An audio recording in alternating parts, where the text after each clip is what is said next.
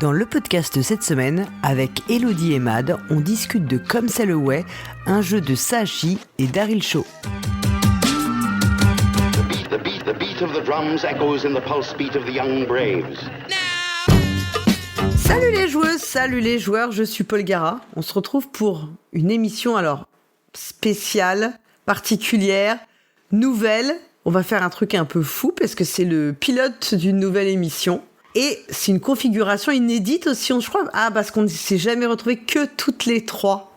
On a toujours notre âme damnée avec nous. Parce que pour cette émission, je suis en compagnie de Elodie. Salut Elodie. Salut Paul Gara, salut à toutes, salut à tous. Et aussi en compagnie de Mad. Salut Mad. Salut tout le monde. Et oui, on a abandonné Dédé. Je sais pas s'il nous pardonnera. Mais pas sur une aire d'autoroute. Hein. Non. Ouais. Il est en train de faire des cupcakes pour June Willoughby. Voilà. Ou en train de cambrioler une banque ou un musée. Qui sait avec lui, on ne sait jamais. Ou peut-être qu'il joue au jeu de rôle. Voilà. Oui, il joue au jeu de rôle. Sur des jeux solo pour pouvoir en parler dans une prochaine émission. Ouais, c'est ça. Il est en train de faire du colossal tout seul pour pouvoir... Colossal. Il fait du colossal. Ouais, du colossal. Le nom est bien trouvé en français, dis donc, de ce jeu de rôle solo. Tout à fait. C'était malin. Alors, je le disais, c'est une émission un peu particulière parce que, je pense que les auditeurs et auditrices le savent, on est amis dans la vie, pour de vrai. On a envie de faire des trucs ensemble. Et on a envie de faire des trucs ensemble. Ça faisait un petit bout de temps qu'on réfléchissait. Et voilà, c'est un projet qui a mûri. Et donc, voilà, on va vous livrer la première itération. Et on espère que ça vous plaira et que ça vous intéressera. Alors, l'idée, c'est de revenir sur un jeu qu'on a apprécié toutes les trois. Parce que les jeux que j'ai pas aimés, c'était avec le pionfesseur, ça. C'était un autre podcast. C'était un autre style. C'était, un autre style. Et donc là, on va revenir sur un jeu qu'on a aimé, qu'on trouve qu'il n'a pas été beaucoup mis en avant. Pas plus que ça. Pas à sa juste valeur, selon notre cœur. C'est un peu l'idée, ouais, c'est un peu ça. C'est tout à fait l'idée, ouais. Voilà. On va proposer une discussion autour de ce jeu qui reviendra tant sur les aspects mécaniques, forcément, mais aussi sur le thème, la ludographie de l'auteur, et puis aussi sur l'univers visuel du jeu, en profitant un peu de nos compétences respectives, de nos centres d'intérêt, de notre inspiration sur le sujet. Et le jeu dont on va parler, c'est Comme c'est le way, un jeu de Sashi et Daryl Shaw. L'artiste qui l'a illustré, c'est Takako Takarai. Et il est édité par Sashi et Sashi, puisqu'en fait, c'est la maison d'édition de l'un des auteurs, donc Sashi. Il est sorti en 2023. Sa version française est sortie en 2025. Et c'est un jeu qu'on a découvert, il me semble, ensemble. On y a joué Moi, j'y ai joué pour la première fois avec vous. C'est Matt qui nous a fait une infidélité sur ce coup-là. Oui, parce que... J'avais joué un peu avant nous. Oui, c'est ça. J'avais joué dans un festival et vraiment, quand on me demandait, alors, qu'est-ce qui t'a plu pendant ce festival, et c'est vraiment le jeu qui m'avait marqué, et il a marqué mon année ludique 2025. Et donc, en fait, je me le suis procuré, et voilà, quand on s'est vu, j'avais envie qu'on y joue, quoi. Toi, Elodie, tu y avais joué avant qu'on y joue ensemble ou pas ? Oui, j'y avais joué avant, et gros coup de cœur aussi, pris un peu par hasard, parce qu'il faut dire que la couverture, elle m'avait vraiment fait de l'œil. Et derrière, gros coup de cœur, et l'un des jeux, je pense, auxquels j'ai le plus joué cette année. Moi, je l'ai découvert avec vous. C'est vrai que le jeu, ça faisait un bout de temps, en fait, depuis qu'il était sorti, que j'en avais entendu parler. Avant de sortir en VF, il était trouvable en occasion à des prix assez élevés. Et en fait, quand après Mad m'a dit qu'elle y avait joué, ça avait un peu confirmé tout le bien que j'en avais entendu. Et après, j'ai joué avec vous et j'ai joué effectivement plusieurs fois par ailleurs dans l'année. Et je pense qu'on y a rejoué plusieurs fois ensemble, hein, en fait. À chaque fois qu'on s'est vu depuis, on y a joué. Ouais. On va essayer que ce soit une discussion assez vivante, mais comme c'est la première, on est encore un peu intimidés. On est en rodage. Ouais, c'est ça, on peut pas encore passer la 5e et partir très loin. Le bateau est encore à quai. Et puis un paquebot, ça va pas bien vite en plus, globalement. Non, c'est vrai. Tant qu'on s'échoue pas. Et puis moi, j'ai un peu le mal de mer, pardon. Alors ça, c'est l'horreur, hein, d'avoir le mal de mer. Hein. Oui, C'est je vraiment- confirme. Voilà. Moi, j'aime bien faire du bateau et je vis avec quelqu'un qui a le mal de mer et du coup, c'est une activité qu'on a supprimée de la liste des activités, quoi. Ouais, et c'est très violent et puis ça ne peut pas ça ne peut pas se maîtriser en fait. Hein. C'est un truc, c'est automatique. Voilà. Si vous êtes sage, je vous raconterai notre épopée dans un bateau à voile en Bretagne. J'ai vraiment cru qu'on allait mourir, mais bon, ça c'était. On le mettra dans les histoire. bonus. On mettra dans les bonus. C'est pas ce qui se passe dans le bateau de Comme c'est le Way, je pense pas. Alors, Comme c'est le Way, c'est un jeu qui mélange en fait en apparence deux mécaniques. Il y a du draft et une mécanique dite de Mancala ou Awale qui va être utilisée assez subtilement dans le jeu. Autant je trouve que le draft est un peu plus anecdotique, autant la mécanique principale qui peut-être se dégage quand on joue, en tout cas après la première partie, c'est plutôt le Mancala. Autre chose qu'on remarque en fait avec le jeu, on va un peu présenter rapidement, c'est aussi l'univers visuel qui est très particulier et sur lequel on va revenir plus en détail. Et on pourrait dire aussi que c'est un jeu, finalement c'est un peu un puzzle game. C'est un jeu qui donne cette impression d'être assez cosy, en adéquation avec son thème, dont on va parler plus après, et voilà. Mais on verra que c'est peut-être une apparence un peu trompeuse, enfin en tout cas selon moi. On va pas rentrer dans le détail des règles, mais quand même pour qu'on ait une idée pour les personnes, les auditeurs auditrices qui n'auraient pas eu l'occasion d'y jouer, c'est un jeu pour 1 à 4, parce qu'il doit y avoir un mode solo, mais bon bref, sinon c'est 2 à 4, dans lequel on va rivaliser pour embarquer des passagers sur un paquebot de luxe, les conduire vers leur cabine et leurs installations préférées, c'est-à-dire le petit salon, le bar, bien sûr, pour moi. Non, je ne sais plus s'il y a un bar. Si, il y a un bar. Si. Ouais, il y a un bar. Hein, C'est un peu ambiance croisière s'amuse. Hein. On va retrouver tous les lieux de la série. Ouais, c'est un peu ça, voilà. Il n'y a pas le cabinet du docteur, par contre. Je crois pas. Ah, non. Pour ceux qui ont le mal de mer, eux, ils n'ont pas de chance. Ça viendra dans l'extension.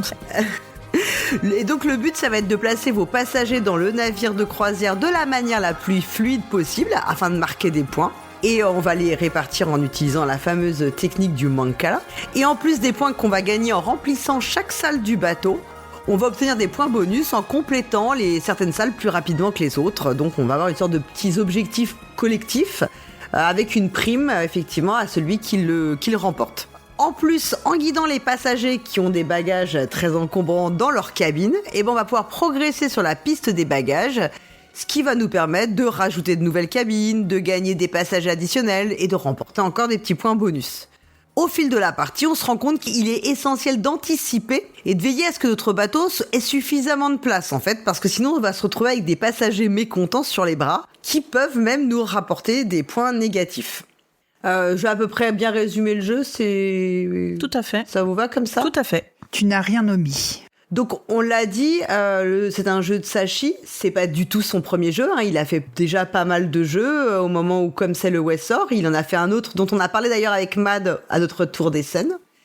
Et donc C'était celui sur la danse, c'est ça dont vous aviez parlé ? il y avait celui sur la danse et il y a The Great Evening Banquet. Oui, c'est vrai, on en a parlé de deux, exact. Oui. Il y avait Shall We Dance qu'on a joué à Essen même, et Great Evening Banquet qu'on a acheté et joué ensuite en rentrant. Comme quoi, je vous écoute avec une énorme intention, mesdames. C'est bien, ça je note, bravo. Et donc le jeu, il est pas anodin, enfin il sort pas de nulle part dans sa ludographie. Je pense qu'il s'inscrit en fait même dans la logique de sa ludographie. Oui, parce que en fait, donc Sahashi, il a fait une quinzaine de jeux à ce jour, et on peut dénoter, on peut remarquer certains grands courants et des choses qui reviennent. Déjà, là, tu l'as dit, tu as parlé de draft, même si c'est un peu anecdotique, et puis du principe d'Awele. Et en fait, dans les jeux qu'il propose, il va explorer comme ça tout un tas de mécaniques différentes. Et ces mécaniques-là, elles n'avaient pas encore été abordées. Il a fait du jeu de pli, du jeu de défausse, j'en appelle à Flavien et à son expertise, mais des jeux de gestion de main, pas mal dans la tradition japonaise en fait, avec des cartes. Mais il s'est aussi essayé au backbuilding avec Coffee Roaster qui est son premier jeu. Peut-être son jeu le plus célèbre, Get On Board, qui relève du flip and write et du roll and write aussi. Tu parlais aussi que le jeu se jouait de 1 à 4. Il a aussi exploré des modes solo. Et puis cette idée de puzzle game qu'on retrouve dans Come Sail Away, on l'a aussi trouvé dans The Great Evening Banquet. Voilà, on est vraiment dans cette logique-là. Après, il y a d'autres mécaniques, d'autres de choses que les joueuses et les joueurs font dans le jeu qu'on retrouve dans d'autres jeux. Alors, dans Come Sail Away, il y a la notion de choix. Je sais que vous aimez bien, comme moi, le fait que des jeux proposent de faire des choix, et ça montre aussi la qualité d'un jeu. Quand on est un peu trop guidé et qu'il n'y a pas de choix à faire, généralement, nous ne sommes pas trop friands de ce genre de jeu. Ou que le seul choix, en fait, ou qu'on a des choix, mais qui sont un peu illusoires, parce qu'en fait, il n'y a qu'un seul bon choix, et qu'en fait, ça veut dire que ton agentivité, elle n'est pas du tout... elle est inexistante, en réalité. C'est ça. Donc, tu as un premier choix quand même au début de la partie à l'installation, parce qu'on va choisir les cabines qu'on va agencer. Donc, tu as aussi comme ça une progressivité dans la difficulté. Il y a un setup qui est conseillé pour les premières parties, mais on peut le faire évoluer. Qui sera identique pour toutes les joueuses à la mise en place. Tout à fait, c'est important. On a le même puzzle game à résoudre autour de la table. Par contre, le choix, il est dans la partie draft. Qu'est-ce que je vais garder ou pas? Et puis, la prise de risque que je vais avoir. On y reviendra. Donc, dans ces jeux, alors je peux en citer quelques-uns. Sur la question des niveaux de difficulté dans Coffee Roaster, dont je parlais tout à l'heure, tu choisis la difficulté de ton jeu. C'est un jeu solo que tu peux calibrer à ton envie du moment. Et sinon, on a des choix dans Great Evening Banquet. Je sais pas dire banquet en anglais, donc je vais dire le grand banquet. Tu as un choix aussi avec les calèches. Je sais pas si vous voyez. On va tirer des jetons dans un sac et on va les poser sur des calèches. Donc il faut choisir à ce moment-là de la même manière qu'on choisit la carte que l'on va garder pour placer nos meeples. Et puis plein d'autres jeux. Dans Before the Guests Arrive, tu dois choisir ta colonne ou ta ligne. Dans Photograph, tu dois choisir quelle ligne aussi, sur quelle ligne tu vas prendre tes cartes. Est-ce que tu vas en prendre 3? Est-ce que tu vas en prendre 2? Donc cette notion de prendre des risques, c'est quelque chose qui revient souvent. Donc Come Sail Away, tu peux prendre le risque de te bloquer si tu veux finir trop rapidement certaines cabines. Totalement. C'est vrai que le draft, c'est une des mécaniques, c'est par là qu'on commence en fait, puisqu'en fait on va jouer 12 tours de jeu et 12 tours de draft. Comme tu l'as dit, en fait on va avoir le choix entre 2 cartes à chaque fois, celle qui nous aura été passée par notre voisine de droite et une nouvelle de la pioche, qui va nous donner finalement une configuration de passagers à placer dans notre bateau. Sachant que les passagers ont des couleurs différentes et qu'il faut les mettre dans les cabines qui correspondent ou alors dans des espaces communs, en fait, dans des parties communes, avec des motifs, entre guillemets, à respecter. Par exemple, dans certains salons, il faudra mettre il y aura 4 personnages à placer, 2 de 2 couleurs, etc. Donc, on voit un petit peu les motifs en fait qui nous sont demandés et c'est vrai que donc on va faire ce choix avec 2 cartes en main, en fait 2 cartes qu'on va drafter, puisqu'il y en a une qu'on va garder pour le tour et l'autre qu'on passera à notre voisine. Et en fait le draft, c'est assez amusant parce que quand on en parle comme ça, quand on dit draft, on a l'impression que c'est très évident ce que c'est le draft, mais en réalité le draft c'est une mécanique très très générique. Et je pense qu'on a peut-être l'esprit parfois un peu, un petit peu influencé par Seven Wonders, qui est souvent cité comme un des grands jeux de draft. Alors qu'en réalité, le draft est une mécanique beaucoup plus large que ce draft de cartes, puisqu'en fait, l'idée, c'est de choisir en fait une action dans une réserve. Et forcément, les actions, elles sont limitées. Et à chaque fois qu'une est choisie, ça enlève autant de choix aux autres. Ça restreint, en fait, le choix qui reste pour les autres. Et l'action qu'on aura choisie ne peut pas être choisie à nouveau, en fait. Ça l'exclut. En fait, ça crée une sorte de marché d'actions. On peut sélectionner des rôles, par exemple. En fait, la sélection de rôles, comme on a dans Citadel, c'est une méthode de draft. Le placement d'ouvriers, en réalité, c'est une forme de draft. Ou bien on connaît tout le draft de dés, on a une réserve de dés comme dans le meilleur jeu du monde qui s'appelle Grand Austria Hotel, où on draft des dés. Jamais entendu parler. Moi non plus. Jamais entendu parler, non. Écoutez, à l'occasion, je vous ferai peut-être essayer si vous êtes sage. On est toujours sage. Toujours, c'est... ouais. On va voir. Et donc, en fait, c'est vraiment une mécanique qui a une grande utilité dans le jeu, c'est que le draft se fait de façon simultanée. C'est-à-dire qu'on va choisir ce qu'on va faire en théorie de façon un peu simultanée. Souvent, c'est ça. Alors, dans le draft de dés, c'est un peu moins vrai. mais on va choisir les choses souvent de façon simultanée et ça permet d'éliminer beaucoup de downtime en fait. Hein, parce que on est censé faire notamment dans les drafts de cartes, et là c'est ce qui va se passer en réalité dans Comme c'est le way, on va choisir simultanément la carte qu'on va retenir. C'est aussi une mécanique avec une interaction un peu de blocage ou indirect, parce qu'on est censé pouvoir aussi contre-drafter. J'ai appris l'expression, du coup, le head drafting. J'ai l'impression que c'est un peu l'équivalent. Et l'idée, c'est aussi que on va regarder ce que font nos adversaires pour éviter de leur laisser une carte, en fait, qui leur apporterait trop d'avantages, qui serait trop bénéfique pour eux ou elles.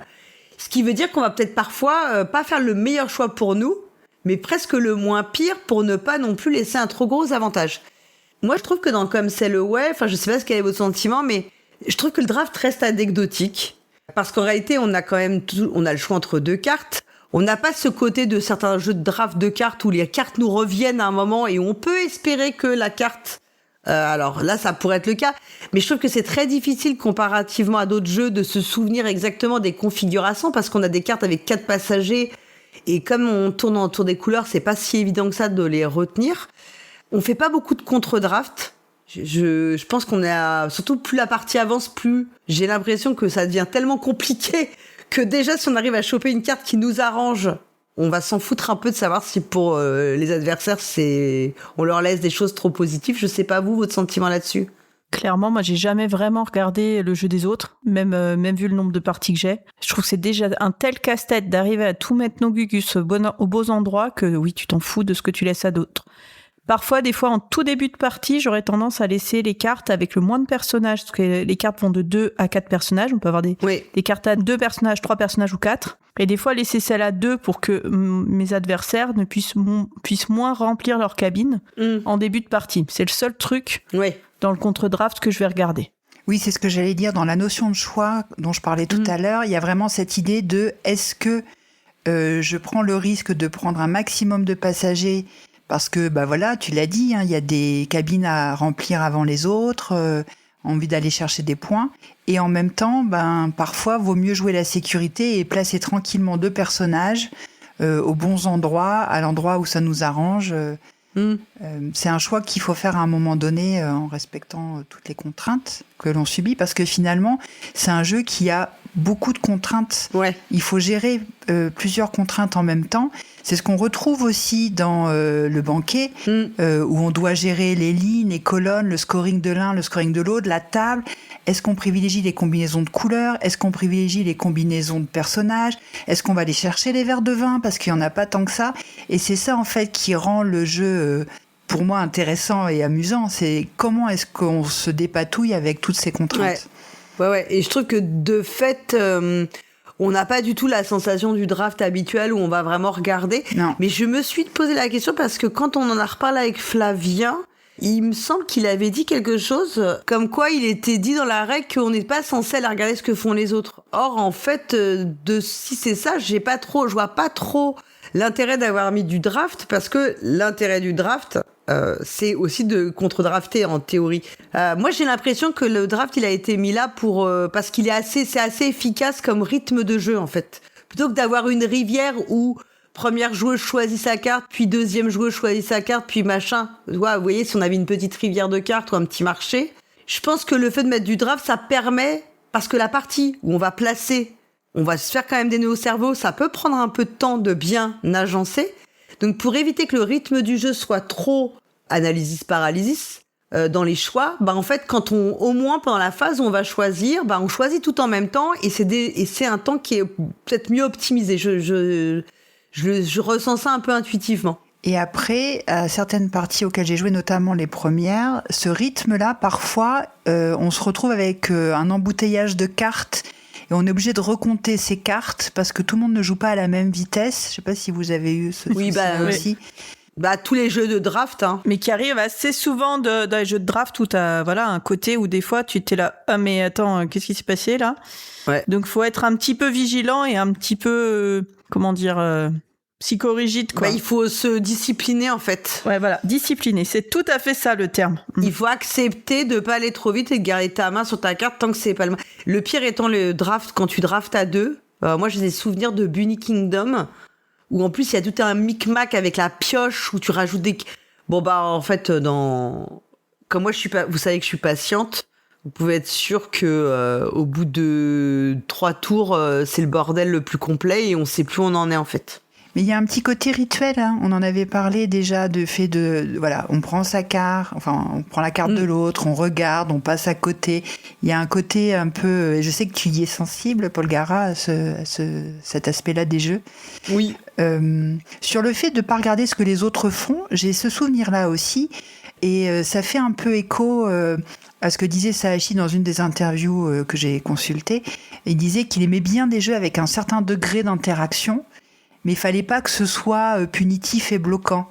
Et il y avait, je crois que l'idée de pas regarder les autres, c'est aussi au moment où tu termines une cabine, tu vois, de pas te dépêcher de terminer la cabine avant ta partenaire, ton adversaire, parce que voilà, on finit en même temps, bah c'est tout, on a les points.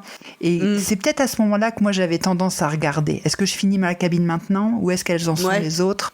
Peut-être c'est là. Ah oui, pour et notamment pour les parties communes, c'est ça. Pour les trucs où tu peux récupérer les points, ça. ouais. J'ai été faire la recherche dans la règle. Elle est formidable. Ouais. Lorsqu'une commodité est complète, retournez la tuile face cachée et remettez les passagers qui s'y trouvaient dans la coupelle quai.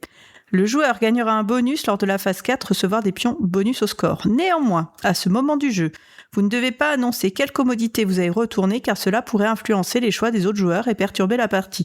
Ils disent pas vraiment qu'il faut pas regarder ce que font les autres, mais il faut pas annoncer ce qu'on fait. Oui. Ce qui est pas tout à fait pareil. Donc c'est pas tant au moment des choix c'est pas tant au moment, mais c'est aussi pour peut-être tenir compte du fait qu'effectivement quand on draft, on va pas tous à la même vitesse et que de fait ça pourrait créer une sorte de désavantage un peu déloyal, enfin tu vois, ou un avantage plutôt déloyal à une prime à ceux qui vont aller hyper vite. Et qui vont avoir tendance à, du coup, hyper optimiser, quoi. Avec le risque de se bloquer. Bah, ouais. Bon, je remarque quand même que nous, on parle de cabine et dans la règle, ils parlent de commodité. C'est marrant, moi, les commodités, ça n'a pas tout à fait le même sens chez moi. Oui, c'est marrant.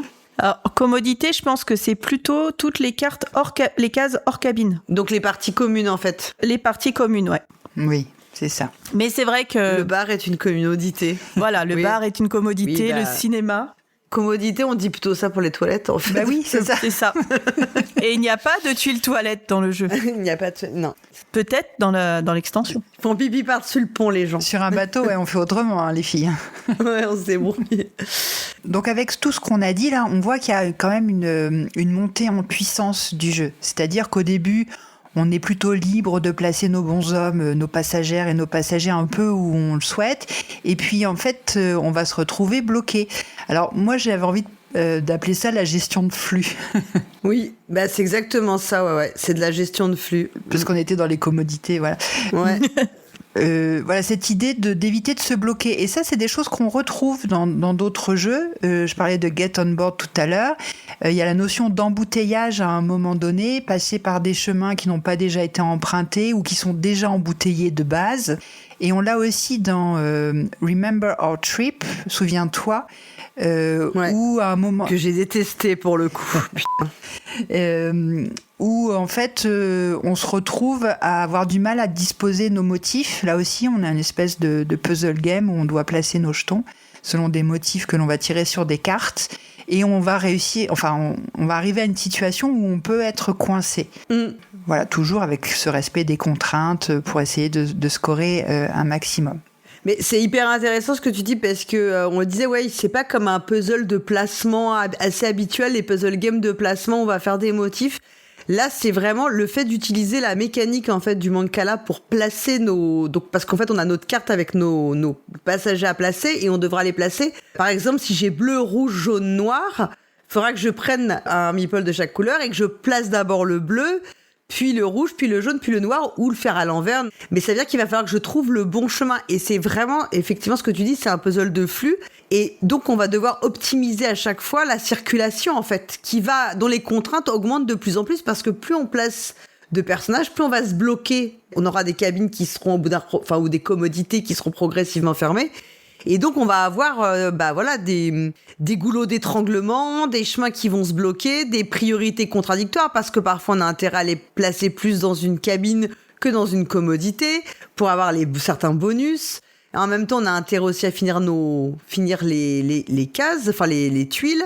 Et on a surtout, si on ne peut pas placer des passagers, on a des passagers mécontents, en fait, qu'on va abandonner soit dans le hall, avec la possibilité peut-être plus tard de les replacer, soit les abandonner au groom, ce qui est le pire, quoi. Enfin on le disait. Hein. Et c'est ça que je trouve assez fou, parce que on a un thème cosy, et ce qu'on y fait, c'est pas du tout cosy, en fait. C'est plutôt...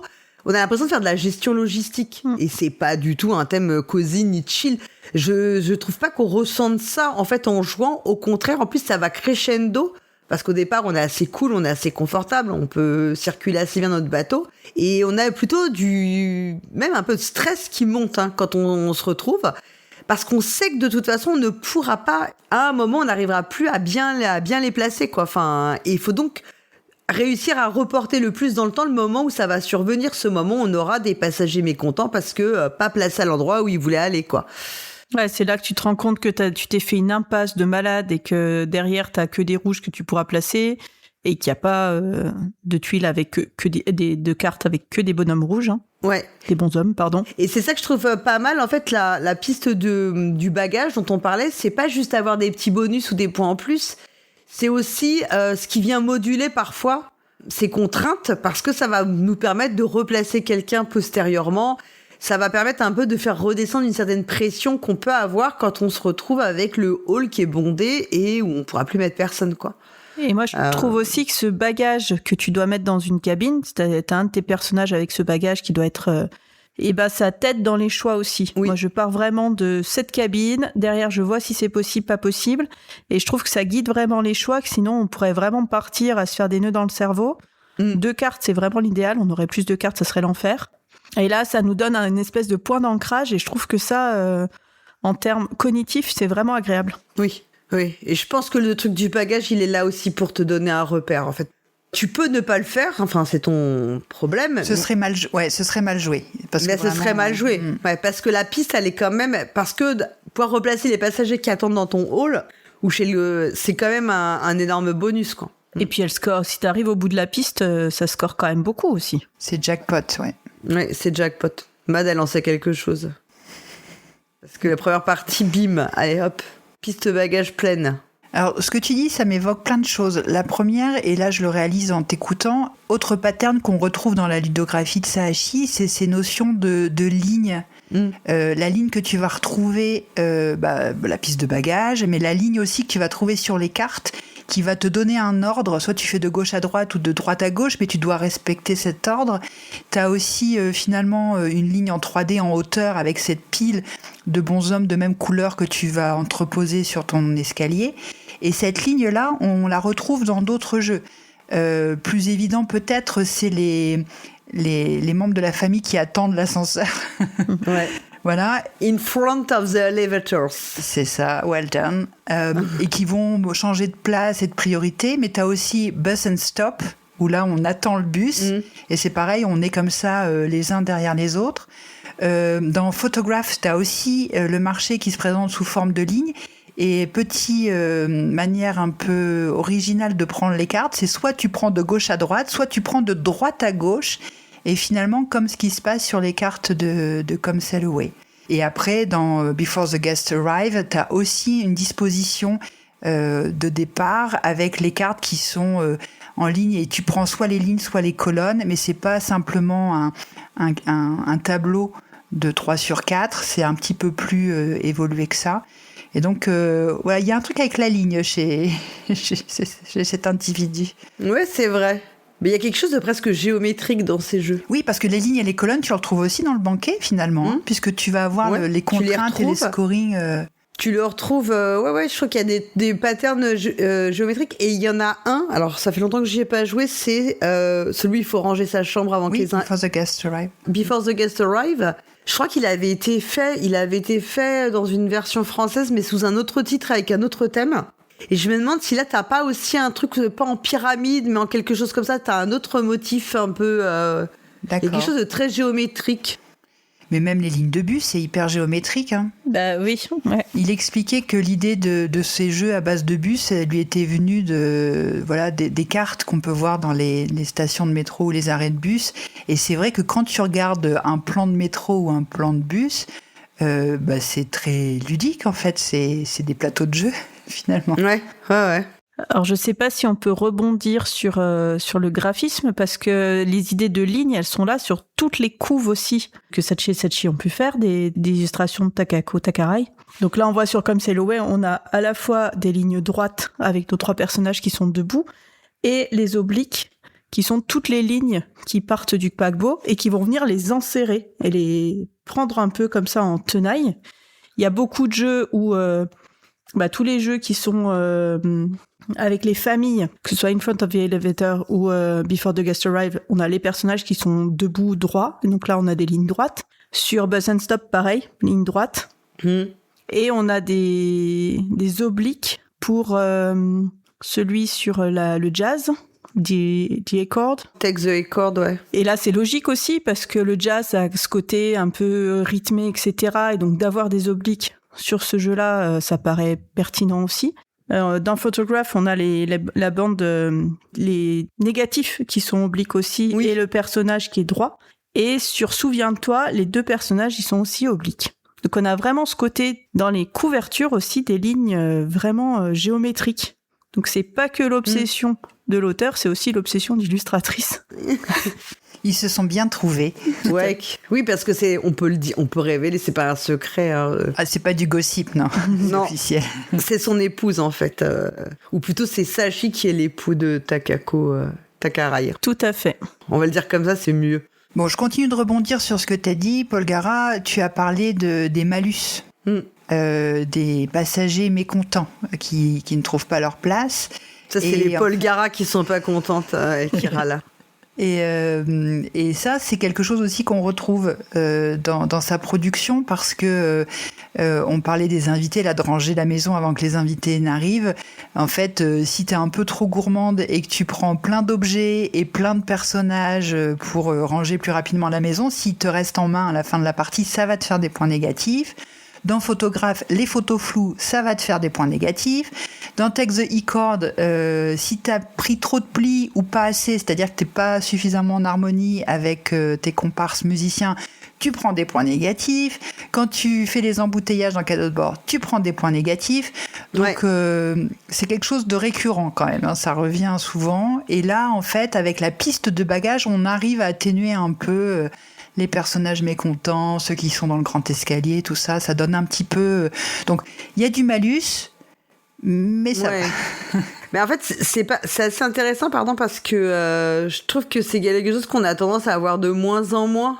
Comme comme dans, je disais, le Grand Austria, mais t'as les clients que tu n'arriveras pas à coucher à la fin de la partie qui te rapportent des points négatifs. T'as Macao, les bâtiments que tu construisais pas, qui te rapportaient des points négatifs. Agricola, on sait tous ce qui se passe si on fait pas un peu tout, on peut avoir des points négatifs. Et c'est pas quelque chose aujourd'hui, c'est quelque chose souvent dont on dit, ça décourage les joueurs et joueuses. Moi, je trouve que le pire, c'est Patchwork. Oui, oui. Patchwork, si déjà t'arrives dans le positif, t'es déjà content. Oui. Je trouve que celui-là, il est terriblement punitif. Et c'est vrai, et c'est vrai que t'as pas tant de jeux que ça où t'as beaucoup de points négatifs, parce que tu vois, je repensais peut-être à Narak où t'as des points négatifs pour tes cartes peur, mais c'est moins 1 par carte, c'est pas bien méchant, en fait, c'est pas très pénalisant.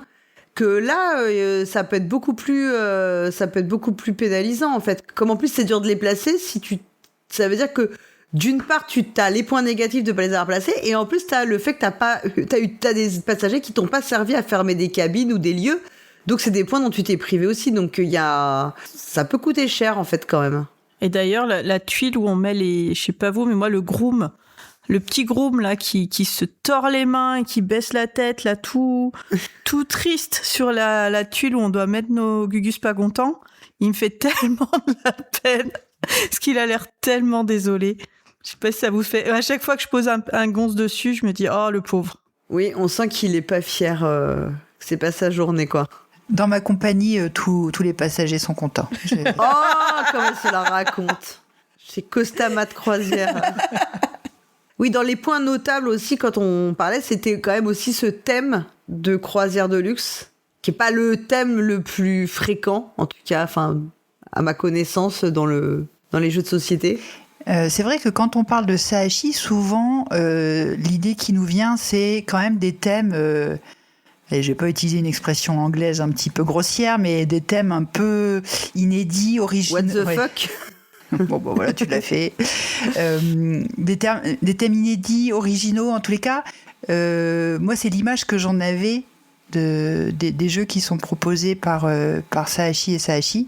Et finalement, quand tu regardes ce qu'ils ont produit, parce que Sahashi, il édite ses propres jeux, même s'il y a eu d'autres éditions. Donc ça veut dire qu'il a vraiment la main et sur la mécanique, et sur l'ambiance, en plus, comme il travaille avec sa compagne, voilà, ils ont vraiment la main sur tout ça, sur les thématiques. Et j'ai identifié, voilà, j'ai fait un travail de recherche, d'analyse. Et voilà, comme un peu en quoi, voilà, les problématiques qu'on peut avoir au bac ou je sais pas où.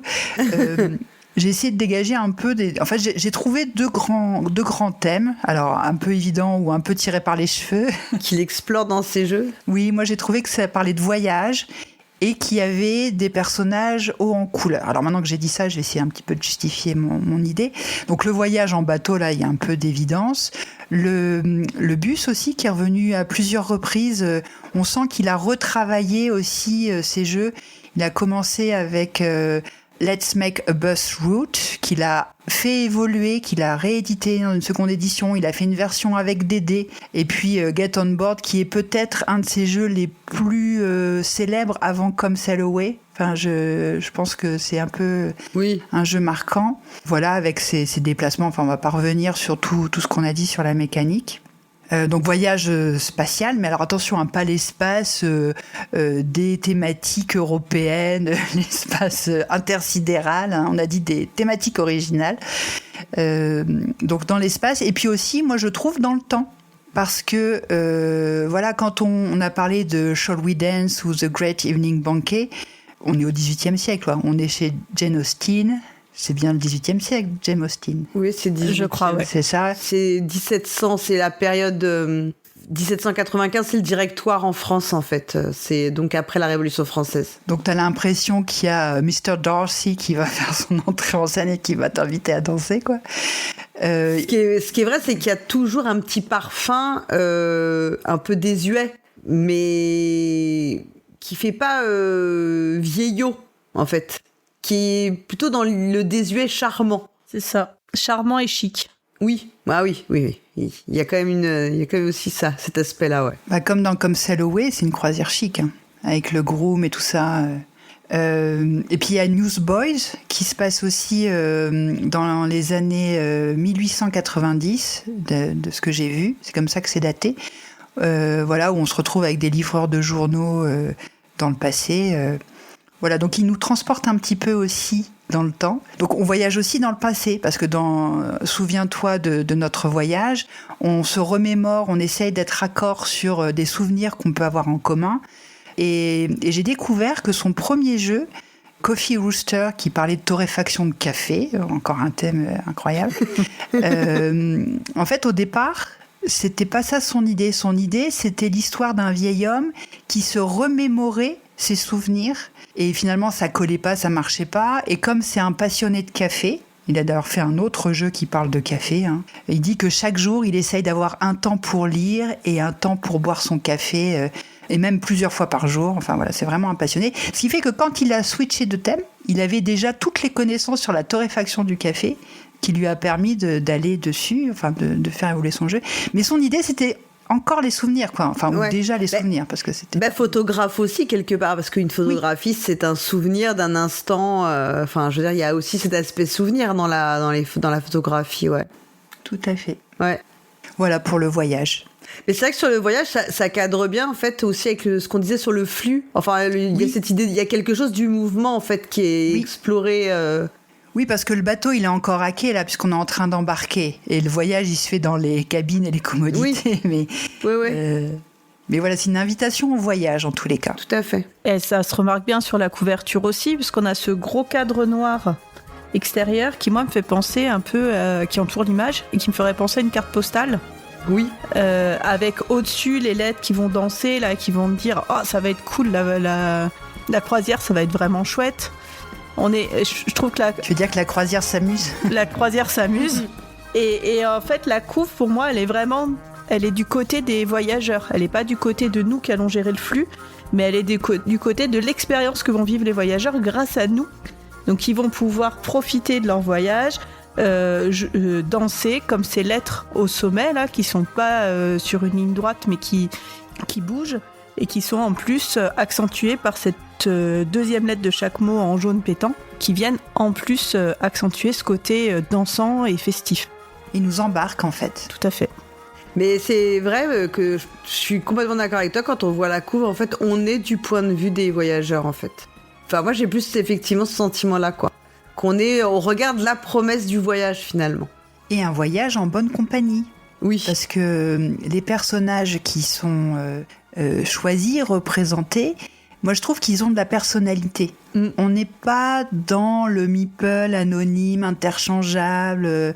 Même les meeples, là, ils sont... et on reconnaît les silhouettes, on les distingue. Il y a un travail sur la sculpture du meeple qui montre que, ils ont une identité forte. Ils ont du mouvement aussi. Il y en a un qui lève les bras. Enfin, il y a vraiment quelque chose de dansant aussi dans les meeples. Et donc, parmi les personnages qu'on va voir dans ces jeux, il y a des métiers un peu improbables ou, je vais reprendre le mot que j'ai utilisé tout à l'heure, inédits, parce qu'on va être des chauffeurs de bus, des vendeurs de journaux, des musiciens. D'ailleurs, le jazz, c'est une autre passion de Sahashi. Donc, on voit que ces thématiques, elles ont un lien avec sa propre vie, en fait. Ce sont des sujets qui lui parlent. Et on incarne même des prisonniers qui essayent de s'évader. Tiens, encore une idée de voyage, une idée d'évasion au sens propre. Joli. Mais comme le voyage en ascenseur aussi, finalement, c'est aussi un voyage. C'est vrai. Ouais. C'est vrai, on change d'étage. Et puis, on va retrouver, je parlais de sa vie à lui, de la vie quotidienne, une famille, qui part en voyage en ascenseur ou qui se dépêche rapidos de ranger la maison avant que les invités n'arrivent. Et puis les personnages qui prennent le bus, en fait, qui sont aussi des personnages du quotidien avec toutes les générations. Dans Shall We Dance, on a aussi des personnes plus âgées, des personnes plus jeunes. Donc cette envie de représenter aussi la société, en fait. Même si on est quand même sur des personnages blancs, enfin, il n'y a pas de variété, on est d'accord. Et comme tu le disais, dans Shall We Dance, c'est quand même... on danse bien avec la personne... qui nous ressemble. Adéquate, voilà, exactement, qui nous ressemble. Bon. Et en parlant de couple, est-ce que vous avez vu sur cette couverture l'espèce de triangle amoureux ? Si vous regardez bien comment la femme elle a la tête tournée vers un des hommes et ses pieds vers l'autre. En tout cas, à mon avis, elle est tiraillée entre ces deux bonhommes. D'accord. Et on ne sait pas chez qui elle va poser sa valise. Ouais, dans quelle cabine elle ira. Voilà, parce que c'est vraiment frappant, les pieds vers l'un, la tête vers l'autre. Et ça, sur une autre couverture, on le voit aussi. C'est Bus and Stop, où il y a aussi une femme comme ça, avec sa tête vers un enfant devant elle et les pieds vers l'homme derrière. Et en fait, là, plutôt que de créer un triangle amoureux, ça crée une famille. Parce que inconsciemment, on se dit que le mec derrière doit être son compagnon, et donc que l'enfant devant, son enfant, et du coup, on a cette cellule familiale qui se crée juste avec un mouvement. Ah oui. Alors moi, j'ai aussi remarqué un petit clin d'œil entre les images, parce que dans Before the Guest Arrive, il y a un t-shirt à un moment donné, mais peut-être, tu l'avais déjà vu, mais j'étais contente de le voir. Je l'avais pas vu. Sur le t-shirt, il y a la silhouette des musiciens de jazz. Alors, je l'avais pas vu. En revanche, il y a la même petite fille, exactement dans la même position, dans In Front of the Elevator et Before the Guest Arrive. C'est exactement la même petite fille. C'est rigolo quand même de voir, ce qui est super cool d'avoir comme ça une même illustratrice qui fait tous les jeux. C'est qu'on a comme ça des espèces de petits clins d'œil. Alors peut-être qu'elle le fait exprès ou pas, on sait pas. C'est peut-être aussi juste sa façon de dessiner. Mais moi, je vois ça m'éclate de voir des trucs comme ça qui sont peut-être pas conscients. Ouais. Mais à un moment, depuis qu'on s'est dit qu'on allait faire l'émission, j'avais mis le jeu debout je l'avais en face de moi quand je mangeais, etc. Il était debout dans ma ludothèque. Et à un moment, voir ses pieds d'un côté, la tête de l'autre, ça m'a frappé. Je me suis dit, dis-moi pas que c'est pas vrai. Ces 3 personnages, ils vont fricoter dans une cabine. Mais justement, on disait que c'était toujours la même illustratrice, ce qui fait qu'on retrouve les personnages et un univers, en fait. Oui. Et il y a quelque chose d'assez confortable, finalement, de retrouver ces personnages. C'est comme se retrouver des vieilles connaissances, en fait. Voilà, comme on dit, on retrouve on a plaisir à retrouver d'une boîte à l'autre, d'un jeu à l'autre, des personnages. Et est-ce que toi, tu pourrais nous en dire un peu plus sur Takako Takarai, Elodie ? Alors, j'ai peu trouvé d'interview d'elle où elle est très, très, très discrète. Donc, c'est plutôt Sachi qui prend la parole et qui met en avant son travail, mais sans expliquer ni comment elle travaille, ni par quel médium elle travaille, etc. Ce qu'on peut voir, par contre, c'est qu'elle a vraiment un style et qu'elle a un style qui est immuable. Autant certains autres illustrateurs, illustratrices sont un peu plus caméléons. Elle, vraiment, on reconnaît son travail du premier coup d'œil. À part peut-être pour le premier jeu, là, sur le café, dont j'ai déjà perdu le nom, Coffee Roaster. Coffee Roaster. Où là, pour le coup, celui-là, il est vraiment à part dans la ludographie et dans l'illustration, mais les autres... Je crois qu'il y a eu 2 versions de l'illustration. Ok, en tout cas... Et je me demande s'il n'y a pas une des versions qui a été illustrée, à vérifier. Ok, parce que celle que j'ai vue quand on clique sur son nom sur le BGG, je trouve que celle-là est un petit peu à part. Mais sinon, le reste, on a toujours des lignes claires, peu de détails, des personnages très présents, comme tu le disais, Mad. Et la colorisation aussi est très, très particulière parce qu'on a vraiment des blocs de couleurs. Il n'y a pas de nuances, c'est comme si vous aviez un coloriage d'enfant et que vous aviez cliqué sur les zones pour les remplir avec Paint. On n'a pas du tout d'effet de matière. Et on a souvent une gamme de couleurs très restreinte. Là, sur Come Sail Away, il y en a très peu. C'est du jaune, du bleu marine, du rouge pompier, noir, blanc et quelques taches de beige et brun pour les personnages, mais c'est tout. Et c'est des couleurs archi basiques. C'est des couleurs que vous pouvez trouver dans une boîte de feutres, de 12 feutres que vous achetez en grande surface. Et en fait, ça met vraiment ce peu de détails, etc., mais vraiment l'emphase sur les personnages, amène un côté hyper graphique, un peu désuet, un peu charmant, un peu classique. Moi, ça me fait beaucoup penser, par exemple, aux couvertures du New Yorker. Oui. Je trouve qu'il y a vraiment ce côté-là. Mais oui, carrément. Mais carrément, ouais, tout à fait. Je vous en ai mis quelques-unes dans le. Ouais. Vous voyez auquel. Qui sont d'ailleurs, enfin, moi je trouve assez magnifiques en général, ouais. les couvertures New Yorker. Oui, oui. Graphiquement, c'est incroyable. Et puis même sur la typo, ce côté un peu art déco, art nouveau de la typo, on retrouve aussi ce feeling-là dans ces illustrations. Et là aussi, tu reconnais tout de suite une couverture de The New Yorker. Voilà, pareil. Et puis, il y a ce que je vous disais tout à l'heure, vraiment les idées des lignes de force très marquées. Donc souvent, c'est que dans un sens. Là, on a vraiment les deux. Je pense que sur Come Sail Away, on a vraiment cette idée que le bateau va partir. Il part vers la droite avec ses lignes obliques qui partent vers la droite. Et moi, je trouve ça, vraiment, je trouve que son travail est magnifique, quoi. Avec peu de détails, avec peu de choses, elle crée tout un monde. Je trouve ça top, quoi. Et moi, je pense que ça contribue au succès des jeux. Je pense aussi, oui. Je pense que le choix des thèmes très particuliers et le traitement visuel qui est fait crée une telle unité, en fait. Une personnalité. Une personnalité qui, je pense, influence forcément ton ressenti aussi vis-à-vis des jeux, quoi. Et quand on parlait aussi du côté art déco, art nouveau plutôt, quand on regarde la tuile escalier, un grand hall escalier là, on a toutes ces ferronneries qui dansent, qui sont typiques de l'art nouveau. Et là, on est dans le Titanic, quoi. Dans ces paquebots magnifiques. Bon, j'espère que l'issue de la partie sera un peu plus heureuse. Vous voyez, c'est magnifique, paquebot et juste sur une tuile avec quelques détails. Et autre chose que j'ai remarqué graphiquement, c'est qu'on a un seul membre de personnel représenté sur les tuiles.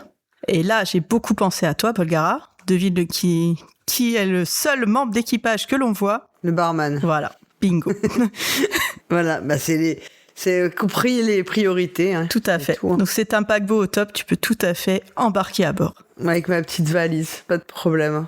Et ben autre chose qu'on peut dire sur le style de Takako Takarai, c'est qu'elle s'inscrit aussi dans un mouvement qui débute à la fin du 19e siècle. Donc c'est le moment où le Japon sort de son autarcie et qui du coup va redécouvrir le monde occidental et le monde occidental va redécouvrir le Japon.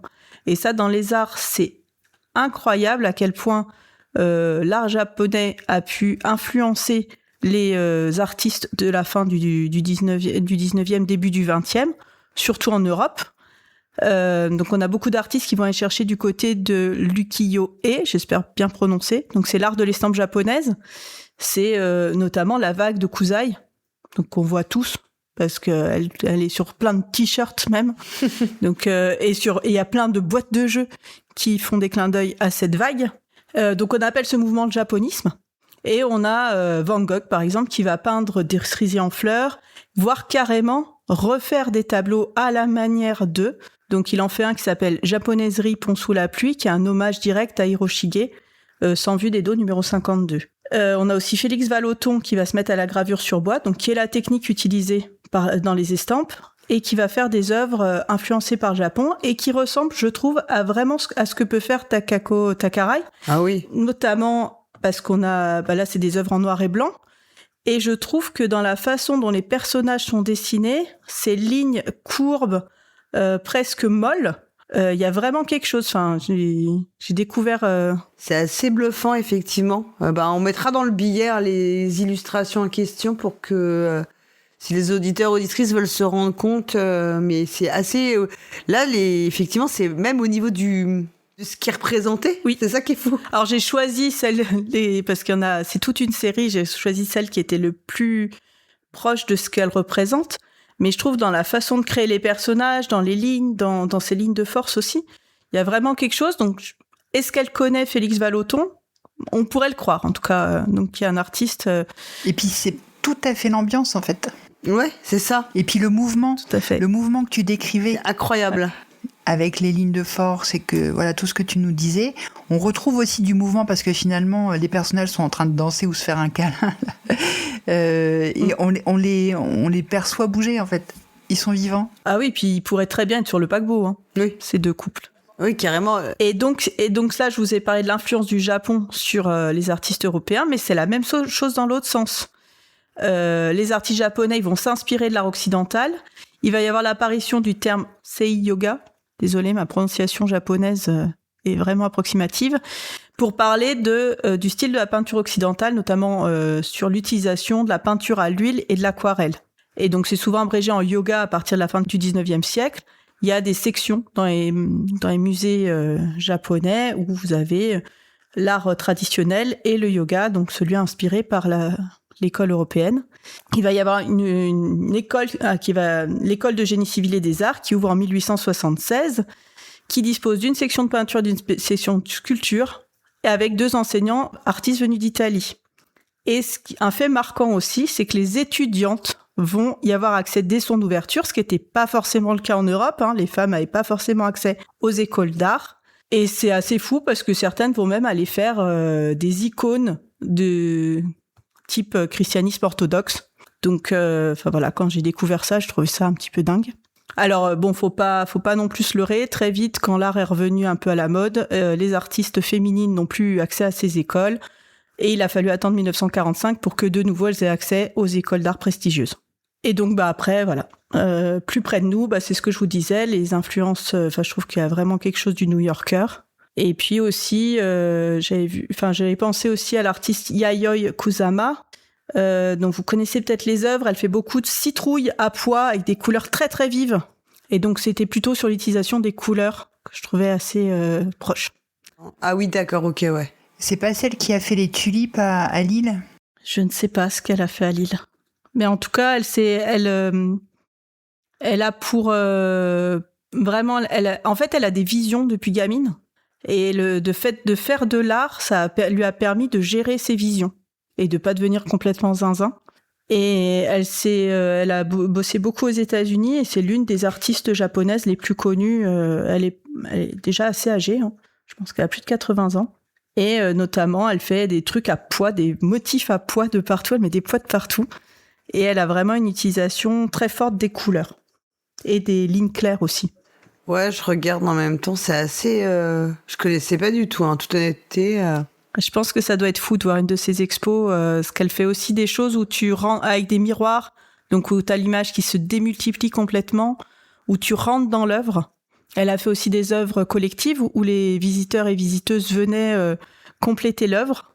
Et c'est vraiment une... Puis après aussi, elle a bossé avec... elle a fait des coopérations avec les marques de luxe, Louis Vuitton et tout ça. Je trouve l'affiche de l'exposition absolument splendide. Ouais. Ah ouais, c'est psychédélique. Les couleurs sont dingos. Ah ouais, non, mais les couleurs sont dingos. C'est pas les champignons d'Undergrove, hein, ça. Non. Non. Et c'est le genre c'est pas la même limonade. Et c'est le genre de vision qu'elle a, quoi. Ah ouais, c'est ouf. C'est quoi son nom à cet artiste? Rappelle-moi son nom. Yayoi Kusama, je vais te le noter. Oui, donc c'est ça, donc je confirme. C'est les tulipes de Lille. Voilà, près de, si jamais vous venez en villégiature à Lille, ce que je vous conseille, parce que c'est une belle destination, entre la gare Lille-Europe et la gare Lille-Flandre, il y a une création de cet artiste. C'est des tulipes un peu psychédéliques sur laquelle on peut même grimper, tout ça, on peut faire un peu d'escalade. Ok. Ah ouais. Moi, j'ai remarqué aussi qu'il y avait pas mal d'aspects modulaires dans les jeux de Sahashi. C'est que là, on reconstitue notre bateau avec les différentes cabines / commodités, l'avant du bateau, l'arrière du bateau, etc., la pile. Mais ça se retrouve aussi dans d'autres jeux où il y a ce travail sur les plateaux. Je ne sais pas si elle a contribué à ça ou pas. Je ne sais pas si tu as eu des infos là-dessus. Non, mais vraiment, elle est archi discrète, quoi. Parce que tu vois... Mais souvent, les illustrateurs et illustratrices sont hyper discrets et c'est dur de trouver des infos. Parce que tu vois, dans Coffee Rooster, dont on a parlé tout à l'heure, t'as aussi un plateau en plusieurs morceaux que tu dois reconstituer. T'as le thermostat en haut, t'as la tasse pour faire les tests de la torréfaction, t'as la torréfaction proprement dite. Là aussi, t'as un petit assemblage à faire avec les différentes parties. Et dans The Great Evening Banquet, je sais plus comment on place. Enfin, je sais qu'il y a une mise en place conseillée, mais je sais pas si après on peut choisir. Je me souviens plus si après ils disent qu'on peut placer librement pour le cadrage un petit peu dans lequel on va ensuite faire figurer nos tables. Je sais pas si c'est possible de déroger au truc. Les piles, de mon souvenir, sont identifiées ABCD 1, 2, 3. Enfin voilà, donc comme dans Come Sail Away, il faut que ce soit pareil pour tout le monde, pour toutes les joueuses. Et les tables, mais peut-être qu'il y a d'autres configurations. J'avoue que j'ai toujours joué avec la même de départ, mais... Ouais, moi aussi. Ouais. C'est déjà bien assez compliqué. Il y a cette modularité que je trouve, qu'on retrouve aussi. Oui, c'est vrai. Puis ce plaisir de faire le paquebot au début, je trouve que ça contribue vachement à l'immersion. Le fait d'avoir ton vrai paquebot devant toi. Et pour moi, il y a aussi un feeling de roll and write. Donc on retrouve dans sa ludographie. Mais ce côté de je pose les trucs, je me coince de plus en plus aussi à cette ligne-là. Et le faire avec une vraie manipulation et pas juste en cochant des trucs ou en gribouillant, je trouve que ça amène une autre immersion et un autre plaisir, un côté presque méditatif. Quand tu poses d'abord tes meeples sur la petite carte, puis après tu les reprends et tu les places dans ton paquebot, je trouve qu'il y a quelque chose d'une bulle méditative qui est tellement agréable et assez que j'ai pas retrouvé dans beaucoup de jeux, en tout cas. Ce qui est vrai, c'est que c'est quand même un jeu dans lequel, quand on est dans la partie, on est assez coupé du reste, en fait, je trouve. On est parti en voyage. Ouais, on est. Bon, après, c'est pour ça qu'effectivement, en termes d'interaction pure, c'est ultra limité. Ça, on va pas se mentir. Et c'est en ça que je pense qu'on le rapproche d'un puzzle, en fait, de ce côté très brainy un petit peu qu'on va retrouver. On n'est pas, pour moi, dans un puzzle game habituel parce que, effectivement, on va avoir une grande satisfaction qui va être procurée par le fait de bien agencer. Et quand je dis bien, c'est que ça corresponde aux objectifs du jeu, mais aussi parfois à ce que ce soit cohérent visuellement. Enfin, on a un peu de ça, on le reconnaît, hein. Et en même temps, on a, à mesure que la partie avance, une sorte de tension, je trouve, qui est très forte, qu'on ressent, et qui est pas que liée au fait qu'on n'y arrive pas très bien, mais qui est liée au fait à l'encombrement progressif du bateau. Je sais pas si c'est ça, mais le fait d'avoir de plus en plus de meeples dans le bateau, de moins en moins de cabines, je trouve que ça génère un petit peu ce sentiment vraiment d'encombrement. Enfin, je sais pas si vous avez déjà reçu. Et de fait, les derniers tours, quand ça s'arrête, j'ai l'impression qu'on est assez content que ça s'arrête. Parce qu'à un moment, comme si on disait qu'on n'en pouvait plus, quoi. Qu'on n'allait plus pouvoir gérer l'afflux de passagers-passagères. Et du coup, en y réfléchissant, je me suis dit que finalement, le thème n'est pas du tout plaqué. Et ce qu'on fait dans le jeu, va très bien avec le thème compris comme la gestion en fait d'un paquebot qui va devoir bientôt partir, et que en fait on gère l'accès au confort, on gère les différentes classes ou les différents types de passagers. On trie, on les met en file, on priorise, et on va devoir même peut-être en reléguer certains qui seront dans le hall à attendre qu'on leur trouve la bonne cabine. Et finalement, on gère vraiment notre plateau comme on imagine qu'on doit gérer vraiment on pourrait gérer un hôtel ou un paquebot, en fait, ce genre de cadre, quoi. Et c'est pas le thème est pas délirant, en tout cas, va bien avec ce qu'on fait. On est dans une sorte de logistique pure. Et c'est un peu ce sentiment-là qu'on a. Et en fait, on a l'impression qu'on va être dans une expérience de détente de la croisière et du voyage. Et au final, c'est pas ça. On a même quelque chose d'un peu angoissant parce qu'on se dit il y a un moment où on va se bloquer et on pourra plus faire circuler les gens. Et en fait, c'est une vraie problématique, la mobilité, humaine, en fait, de comment on gère les déplacements des gens dans la vraie vie. Enfin, il y a presque quelque chose qui est beaucoup plus contemporain que le thème du jeu peut le laisser penser. Parce qu'il faut pas créer de frustration chez les passagers, il faut pas exclure les gens. Or, on sait très bien que ça va être très compliqué, voire impossible de tout faire parfaitement pour que tout s'imbrique parfaitement, quoi. Parce qu'il n'y a pas de toute façon assez d'espace, en tout cas de moyens de circuler dans le bateau pour pouvoir finalement faire ça parfaitement. Je sais pas si c'est quelque chose que vous avez ressenti aussi finalement. Pas autant conscientisé, mais maintenant que tu le dis, oui. Ça m'est pas venu comme ça, j'ai quand même cherché un peu sur la notion de flux.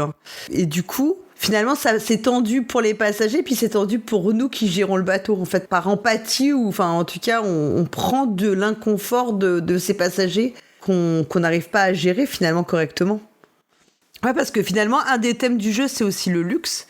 Mais la mécanique, en fait, elle nous fait pas tellement ressentir le luxe. Au final, c'est plutôt on le disait, de la logistique. Tout le monde veut sa petite cabine, son petit confort, mais en fait, on sait qu'il n'y a pas assez d'espace, et que quand ça va coincer, on en aura qui vont en faire les frais, qui resteront dans le hall ou qui iront sur la petite tuile du groom. Et en fait, le jeu met un petit peu ça en scène, qui a une place, une bonne place, et puis une place bien, et puis qui va rester dehors. Et c'est une question très politique parce que le confort, en fait, c'est une ressource. Et quand elle manque, l'expérience, elle devient tendue dans le jeu pour nous, mais aussi pour les passagers. Et en effet, on n'aurait pas du tout envie de se retrouver dans la cale. Parce que moi, je dis ça, quand je le pose chez le groom, je dis allez, hop, toi, tu vas dans la cale. Il y a quelqu'un dont on n'a pas parlé pendant cette émission, c'est le co-auteur, Daryl Shaw. Oui, c'est vrai. Ouais. Et en fait, dans une interview, il expliquait, Daryl, je vais l'appeler Daryl. Tu le connais bien ouais. Il disait que c'était que comme Sail Away, c'était en fait la fusion de deux de leurs jeux. Et je me demandais lesquels. Et en t'écoutant parler, je pense que peut-être j'ai une hypothèse, parce qu'il dit ça, il dit voilà, on a fusionné parfaitement deux de nos jeux, mais il précise pas lesquels. Donc c'est à nous de faire les hypothèses et les inférences. Et en fait, je pense qu'il y a cette idée de flux là, dont on a parlé longuement, qu'on retrouve dans pas mal de jeux de Sahashi. Et je me rends compte que Daryl Shaw, il a fait deux jeux, un qui s'appelle Overbooked, c'est son premier, et l'autre qui s'appelle Overparked. Overbooked, c'est quelque chose.